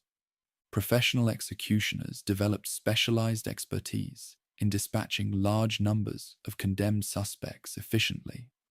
They experimented with different methods to maximize the propaganda value of public executions while minimizing costs and delays. Some became celebrities in their own right, traveling from jurisdiction to conduct mass burnings that drew crowds from throughout the surrounding region. The execution sites themselves became theaters of moral instruction, where authorities could demonstrate their vigilance against arcane threats. Detailed sermons explained the crimes of the condemned and warned audiences about the dangers of falling into similar sins. The suffering of the accused was presented as just punishment for their rebellion against God and society. Public executions served multiple purposes beyond simple retribution. They provided entertainment for populations that had few other diversions. They reinforced social hierarchies by demonstrating what happened to those who challenged established authority. They created shared experiences that bound communities together in opposition to enemies said to be lurking within. The psychological impact of witnessing mass executions was profound and lasting. Entire generations grew up believing that their communities were under constant siege by hidden malefactors who could strike at any moment.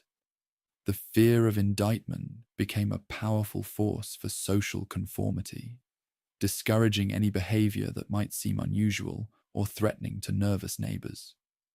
Record keeping became increasingly sophisticated as authorities developed bureaucratic systems for processing large numbers of cases efficiently. Tribunals maintained detailed files on allegations, confessions, asset seizures, and executions. These records were sometimes shared between jurisdictions, creating regional databases of arcane suspects and their alleged methods. The standardization of procedures across different jurisdictions was facilitated by the circulation of legal manuals, hearing transcripts, and scholarly treatises on sorcery. Judges could learn from their colleagues' experiences, adopting successful techniques and avoiding methods that had proven ineffective. The campaign against occultism became a collaborative enterprise involving legal experts, theologians, and administrators throughout Europe. By the early 17th century, the machinery of arcane prosecutions had achieved a terrible perfection. But even as European authorities refined their techniques for identifying and destroying preternatural enemies, the panic was crossing the Atlantic Ocean, carried by religious settlers whose rigid theology and isolated circumstances would create the perfect conditions for one final, spectacular outbreak of persecution. The English colonization of North America brought with it all the religious tensions and occult fears that had convulsed Europe for over 2 centuries. The Calvinist reformers who settled New England were particularly susceptible to panic because their theology emphasized the constant struggle between good and evil. Their communities were small and claustrophobic, and their isolation from established authority left them vulnerable to local hysteria. The first arcane hearings in colonial America began almost as soon as the settlements were established. In 1647, Alce Young was hanged in Windsor, Connecticut, becoming the first person executed for maleficium in the New World. Over the next 45 years, scattered cases throughout New England claimed the lives of dozens of charged spell workers, establishing legal precedents and popular beliefs that would culminate in the most infamous episode in American history. Connecticut proved particularly active in prosecuting supernatural suspects during the 1650s and 1660s. The colony executed at least 11 individuals, including several married couples accused of practicing occult crimes together. These early proceedings established many of the patterns that would later appear in the 1692 crisis. Allegations arising from neighborhood disputes, the targeting of unpopular or unconventional women, and the use of visionary testimony to prove diabolic offenses. The Hartford Panic of 1662 to 1663 demonstrated how quickly charges could spread in tightly knit New England communities. What began with the claims of a young girl named Anne Cole eventually implicated dozens of people throughout the Connecticut River Valley. Cole claimed to be possessed by demons who spoke through her in different voices, revealing the names of local spell workers and describing their uncanny crimes in lurid detail. These hearings introduced several innovations that would later prove influential. They featured some of the earliest American use of touch tests, where accusers would supposedly be relieved of diabolic torment by touching the person who had enchanted them. They also saw extensive use of confessions, obtained through psychological pressure rather than physical coercion, as New England theology emphasized the importance of voluntary admission of guilt. Virginia's approach to occult allegations proved markedly different. The Southern colony's Anglican establishment was more skeptical of uncanny claims, and its legal system provided stronger protections for the charged. Most Virginia cases ended in acquittal or dismissal, with accusers sometimes being punished for making false charges. The contrast between Virginia's restraint and New England's fervor highlighted how local religious and legal cultures shaped responses to diabolic suspicions. The Caribbean colonies presented their own unique challenges to European traditions. The presence of large enslaved African populations brought different spiritual traditions into contact with Christian beliefs about evil. Enslaved people's knowledge of herbal medicine, healing rituals, and spiritual practices was often interpreted by white colonists as evidence of spellcraft, creating additional layers of racial and cultural conflict within the broader framework of persecution. In Barbados and other sugar islands, charges often reflected tensions between plantation owners and enslaved workers. Enslaved individuals who practiced traditional healing or spiritual rituals could find themselves accused of harming their masters or fellow slaves. The power dynamics of slavery meant that such allegations were particularly dangerous, as the accused had no legal protections and their owners had economic incentives to eliminate troublemakers through arcane charges. But it was in the New England village, at the heart of the 1692 panic, that the outbreak would reach its greatest intensity and achieve its most lasting notoriety. The diabolic scare in that community represented both the culmination of 2 centuries of European tradition and the beginning of its end. What happened there would become the most studied and remembered prosecution in history, largely because it would be among the last. The crisis began in the winter of 1691 to 1692 in the household of the village minister Samuel Parris. His 9-year-old daughter Elizabeth and 11-year-old niece Abigail Williams began experiencing strange fits, screaming, throwing themselves about, complaining of being pinched and bitten by invisible forces. A local doctor, unable to find physical causes for their symptoms, suggested occult influences might be at work. Under pressure from concerned adults, the girls eventually named 3 individuals as their tormentors. Tituba, an enslaved woman in the Paris household who came from Barbados. Sarah Good, a homeless beggar who survived on charity.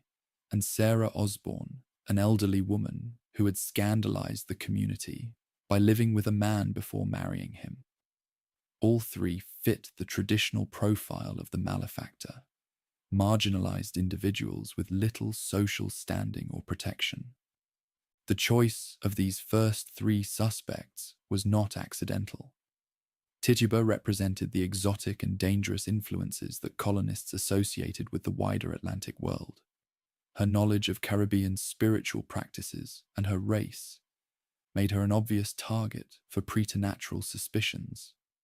Sarah Good embodied the threatening figure of the undeserving poor, whose resentment at being refused charity might manifest in uncanny revenge. Sarah Osborne represented sexual transgression and social unconventionality that challenged moral standards. The initial examinations of the named suspects, conducted by local magistrates John Hathorne and Jonathan Corwin, followed procedures that had been developed over centuries of European diabolic prosecutions. The magistrates assumed guilt and structured their questions to extract admissions rather than determine innocence. Apparitional proof was accepted without question.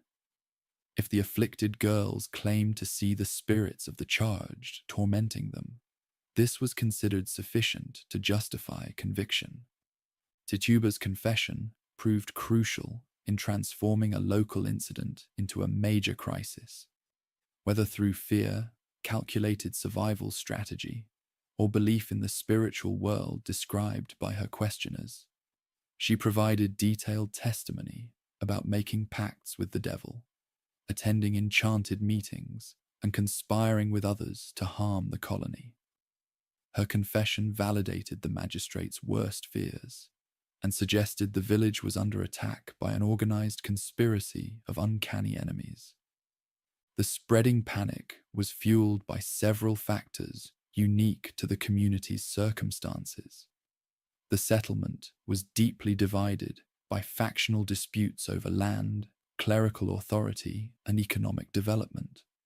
Families that had been feuding for years found new ways to attack their enemies through spiritual allegations. The Putnam family, which was closely allied with Minister Parris, became particularly active in promoting denunciations against their rivals. The afflicted girls discovered that their charges gave them unprecedented power and attention in a society that normally silenced youth. They could command the immediate attention of magistrates, ministers, and entire communities. They could destroy adults who had previously ignored them. the intoxicating nature of this power encouraged them to make increasingly dramatic charges against higher status individuals. As news of the panic spread throughout Massachusetts, other communities began experiencing their own outbreaks of spiritual affliction. Young women in Andover, Ipswich, and other towns began claiming they too were being tormented by local spell workers. The hysteria seemed to spread like a contagious disease, jumping from community to community wherever conditions were right for uncanny fears to take hold. The colonial authorities initially supported the village proceedings enthusiastically.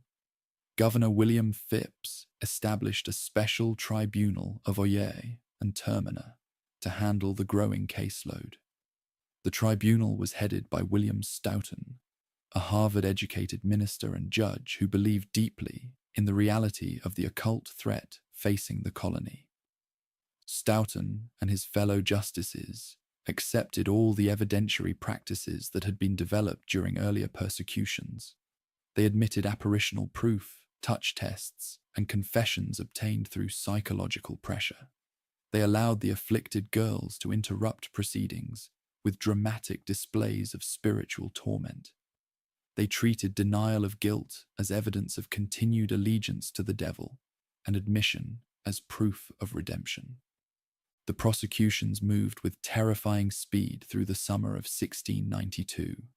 Bridget Bishop, a tavern keeper with a reputation for unconventional behavior, became the first person executed on June 10th. 5 more were hanged on July 19th, including Rebecca Nurse, an elderly and previously respected church member whose conviction shocked many. 5 more died on August 19th, and 8 more on September 22nd, including Martha Corey and Mary Easty. The village proceedings differed from earlier European cases in several ways. They occurred much later than the peak persecutions, at a time when skeptical attitudes were already emerging. They took place in communities with strong traditions of written record keeping, leaving behind documentation that would later be scrutinized by historians. Most importantly, they occurred within the broader context of Enlightenment thinking that was beginning to question traditional beliefs about arcane causation. The opposition began almost immediately, led by clergy and magistrates who questioned whether the material being used was sufficient to justify executions. Increase Mather, one of the region's most respected religious authorities, published Cases of Conscience Concerning Evil Spirits in October 1692, arguing that apparitional evidence was too unreliable to support capital convictions. His son, Cotton Mather, despite earlier support, began expressing private doubts.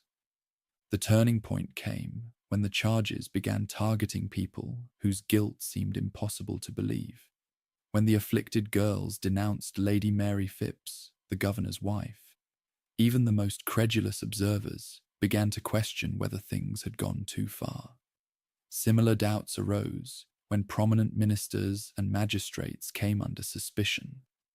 Governor Phips, responding to mounting criticism and perhaps concerned for his wife's safety, began restricting the tribunal of Oyer and Terminer's activities in October 1692. He forbade further arrests without his personal approval and eventually dissolved the special court entirely. When a new tribunal was established, it rejected apparitional proof and quickly acquitted most of the remaining suspects. The 1692 panic officially ended in May 1693, when Phips pardoned all remaining charged individuals. In total, the crisis resulted in the deaths of 20 people, 14 females and 6 males executed by hanging, plus Giles Corey, who was pressed to death for refusing to enter a plea. At least 5 more died in prison while awaiting hearing. The aftermath proved as significant as the panic itself. Samuel Sewell, one of the judges, publicly apologized for his role. 12 jurors signed a statement acknowledging their error and asking forgiveness. The General Court of the colony eventually passed legislation providing compensation to the families of the victims. But perhaps most importantly, the 1692 events mark the beginning of the end for occult persecution in the English-speaking world. The combination of their late timing, extensive documentation, and ultimate repudiation created a powerful cautionary tale. Legal systems became more skeptical of such charges, religious authorities more cautious, and popular culture began to view these prosecutions as dangerous fanaticism rather than justice. The episode also demonstrated how arcane allegations could serve as weapons in community conflicts. The factional disputes that divided the village found expression through spiritual charges, but the underlying conflicts were about land, power, and social change. The occult framework provided a vocabulary for expressing anxieties that were fundamentally secular. The rapid spread and equally rapid collapse illustrated both the power and fragility of arcane beliefs. Under the right circumstances, charges could still consume entire communities, but the same intellectual and social changes that were ending European persecutions were also at work in colonial America, making it increasingly difficult to sustain belief in widespread preternatural conspiracy. As news of the events spread back to Europe, they provided additional ammunition for critics. The spectacle of educated ministers and magistrates condemning obviously innocent people on the basis of apparitional claims seemed to confirm the worst fears of skeptics.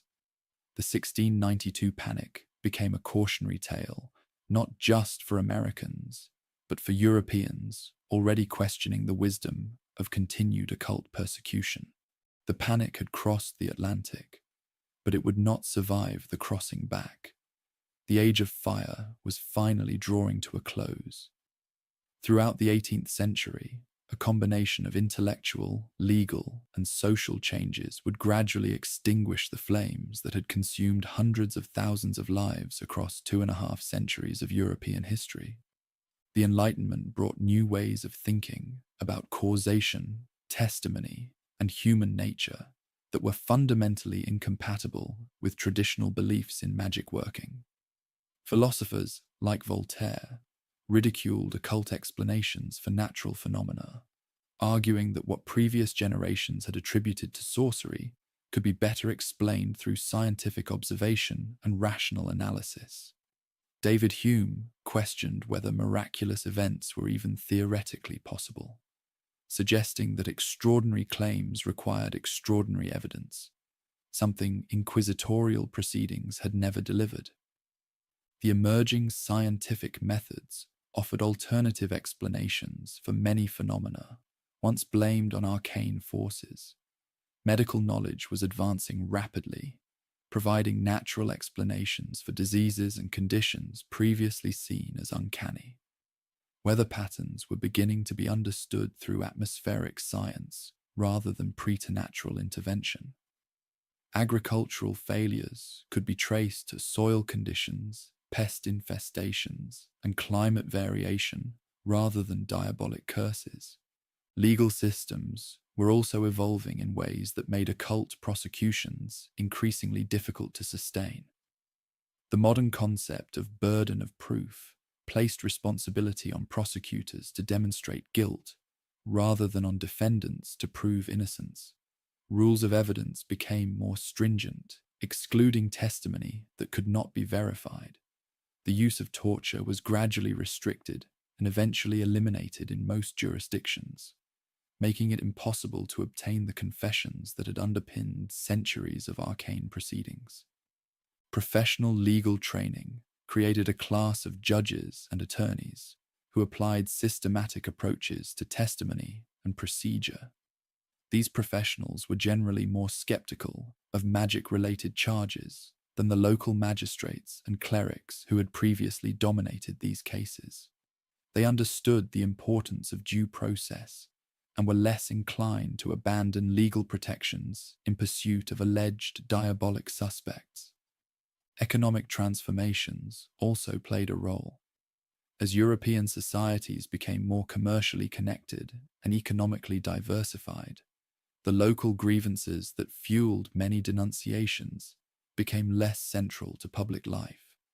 Property rights became more secure and transparent, making it harder to use arcane allegations as pretexts for seizure. Religious authority was fragmenting, complicating any coordinated response to suspected occult threats. The spread of Protestant denominations created competing spiritual doctrines, while religious toleration gradually expanded.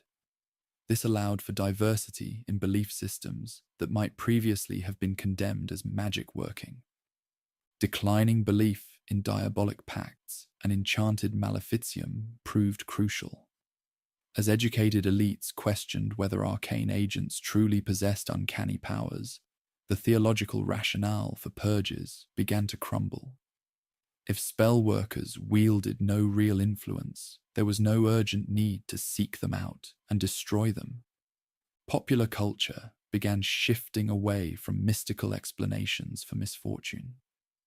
The rise of newspapers and printed literature introduced new forms of entertainment that competed with the dramatic spectacles of past purges.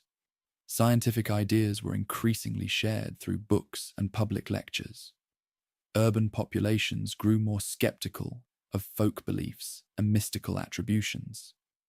The last executions for magic working in Europe occurred sporadically. France ended its final burnings in the 1680s, when the Parliament of Paris began overturning death sentences. England's last hanging took place in 1684, though the death penalty was not formally abolished until 1736. Scotland persisted slightly longer, with the final execution occurring in 1727, when Janet Horne was condemned for allegedly transforming her daughter into a pony. The absurdity of this case became emblematic of how irrational such procedures had become. Germany, once a centre of diabolic prosecutions, saw its last executions in the 1750s. The Holy Roman Empire's fragmented political landscape allowed some territories to continue crackdowns long after others had embraced reform. The contrast between progressive and traditional regions highlighted how local factors often determined whether terror persisted. Switzerland witnessed Europe's last execution for occult crime in 1782, when Anna Goldie was beheaded for supposedly poisoning a child through magical means. Her case was controversial, with many questioning whether the claims justified her death. Poland's last burning came in 1793, during a period of political disarray, underscoring how disconnected from reason such acts had become. It marked the symbolic end of Europe's long reign of fear. But the transformation was not limited to the cessation of executions. Societies began actively rejecting the worldview that had once made purges seem necessary. Sorcery was reclassified from active menace to cultural curiosity, from capital crime to an emblem of past ignorance. Literature played a key role. Shakespeare's witches in Macbeth became theatrical devices rather than community threats. Folk tales recast them as fantasy characters, no longer real-world criminals. The medicalization of previously arcane phenomena greatly reduced belief in uncanny forces. Conditions like epilepsy and mental illness were increasingly understood through neurological science. Physicians replaced ministers as the go-to authorities for unusual behavior. Social changes helped protect those who had historically been most vulnerable. Though far from equal, women were gaining modest legal rights and economic roles that reduced their reliance on traditions once labeled sorcery. Folk healers and midwives began to disappear, replaced by formally trained medical men. Education spread, literacy improved, scientific works became accessible to growing audiences. Books and pamphlets nurtured skeptical mindsets, eroding public trust in mystical explanations. Still, while formal prosecutions ceased, the underlying patterns of blame and marginalization persisted in new forms. The psychological dynamics that sustained the terror, attributing hardship to malevolent agents, believing fantastic allegations, turning communities against their own, remain deeply human. In many parts of Africa, Asia, and Latin America, modern purges based on occult claims continue. Without strong legal institutions or widespread scientific literacy, the same destructive forces re-emerge. Denunciations target the poor, the elderly, and the socially isolated. In sub-Saharan Africa, particularly in Nigeria, Ghana, and Tanzania, thousands are killed each year in arcane purges. These campaigns often erupt during economic distress or disease outbreaks, scapegoating the vulnerable in efforts to explain misfortune. India experiences similar atrocities. In rural regions with weak courts, women accused of folk sorcery are beaten, tortured, or murdered. The accused are typically marginalized and unprotected. Papua New Guinea also faces violent episodes. Accusations of sorcery have led to horrific acts, fueled by cultural stress and limited state intervention.